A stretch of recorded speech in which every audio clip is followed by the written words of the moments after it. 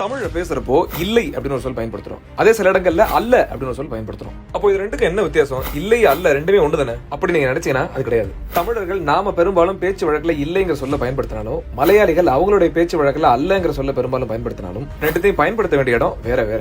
புரியல சொல்றேன். அதாவது ஒரு விஷயத்தை மறுத்து அங்க அதுக்கு பதிலாக வேற ஒன்று வரலாம் அப்படின்னு இருக்கக்கூடிய இடத்துல நம்ம இல்லைன்னு பயன்படுத்தக்கூடாது, அல்லன்னு தான் பயன்படுத்தணும். இப்போ ஒரு எடுத்துக்காட்டுக்கு ஒரு கடைக்கு போயிட்டு இவை காய்கள் அல்ல அப்படின்னு குறிப்பிடுமே தவிர அங்க இல்லைன்னு பயன்படுத்தக்கூடாது. ஏன்னா அது காய்கள் கிடையாது, ஆனா அது பழமாவோ இல்ல வேற ஏதாவது இருக்கிறதுக்கான வாய்ப்பு இருக்கு. அதே வைப்பகம் பேங்குக்கு போயிட்டு உங்கள்கிட்ட பேனா இருக்கு அப்படின்னு கேட்டா அங்க அல்லன்னு சொல்லக்கூடாது, இல்லைன்னு சொல்லணும். ஏன்னா என்கிட்ட பேனா இல்ல, சோ வேற எங்க இருக்குங்கிறது எனக்கு தெரியாது. இதுதான் அல்ல மற்றும் இல்லை என்ற சொல்லுக்கான வேறுபாடு. இதுலயே அன்றுன்னு ஒரு சொல் பயன்படுத்துவாங்க. அப்ப அதுக்கு என்ன பொருள்? எங்கெல்லாம் ஒருமையில குறிப்பிடுறோமோ அங்க அன்றுன்னு பயன்படுத்தணும், எங்கெல்லாம் பன்மையில குறிப்பிடுறோமோ அங்கதான் அல்லன்னு பயன்படுத்தணும். என் நண்பன் பாரி இவன் அன்று, என் வகுப்பு நண்பர்கள் இவர்கள் அல்ல, என்னோட நண்பன் பாரி இந்த வகுப்பில் இல்லை.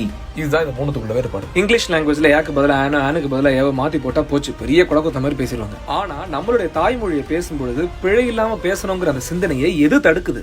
தப்பா தான் பேசினா என்ன அப்படின்னு தமிழ் மொழியை கேட்கிற நாம ஆங்கிலத்தை கேட்கறது இல்ல. தமிழே எனக்கு தெரியாதுன்னு சொல்லக்கூடிய உங்க நண்பர்களுக்கு கண்டிப்பா தான் இந்த காணொலியை பகிருங்க, கொஞ்சம் தமிழ் சொல்லி கொடுப்போம்.